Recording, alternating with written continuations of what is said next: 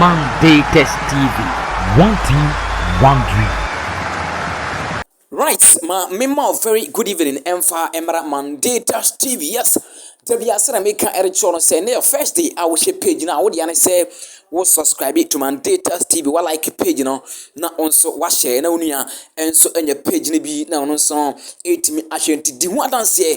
Actually, unia se Mandates TV on YouTube no won so or subscribe what like here na is bibia and so at me akwai 8 me edwa. It's all about Asante Kotoko stories and the 8 me edi bana numria and na fila bakum and so 8 me aba David Obinya ko 8 me edim come yes latest no ere eba aba down afa and no a protester me ba johnny edi and say Aduana stars 8 me aje atia krobia kuma se Asante Kotoko ehon sa protest no ere honsam enso 8 me eba enso ehon tene wo dia se subscribe to Mandates TV and our like page na wa share na unuan so 8 me anya bi no so 8 me share a journey of 1,000 kilometers begins with the very first step braille na yenso 8 me ekoyenim na udim se David Obinya ko communications director at the Macrobia, Kumasi Asante Kotoko, New Tikuri, Krawi, Noma so, and you 2 for a set to Tunanum.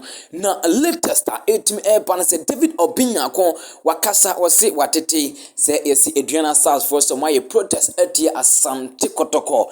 For a Branton and team and Nicholas Mensa as in a Dino Koroko for Etmia Forger and Nema and Nema and Swintimin Queen to a more Aduana Stars no Etmi Aqua and on my lodge and no a complaint at the Ama GFA says Sanimana 8 me a question of Koroko for and penning for Enchana among Chiomason. Now David Obinya was Aduana for Macasamaya dear pa. Not near Tena say ye the a complaint Eddie Atiamo not complain Amaya Ediati Asante Kotoko. Similar complaint and a crop here, Kumasi Asante Kotoko, and so at me aje, etia and no 8 and Aduana Stars. Into David Obinya Kosian Kam and Chikotoko fancy as among Kamakuma and 2 million. Aduana for a Kramu Kotoko, I will protest Makumako 3 egua.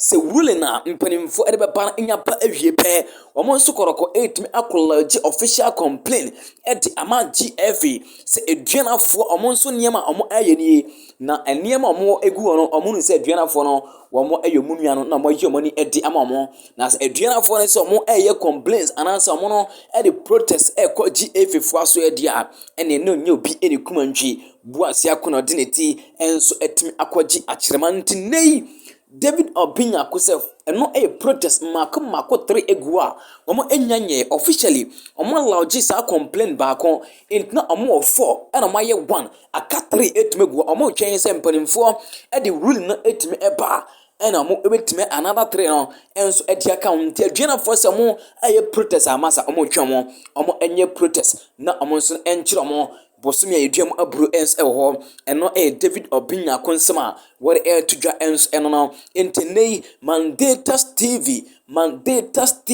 It's all about Krobia Kumasi Asante Kotoko stories and I want so onsa it me I can do the say wo subscribe wo like page no na wa share na unia ens etim anya bi etim and as we team share on YouTube Mandates TV na se niema enso etim akoyi peace no waji so edam say shalom.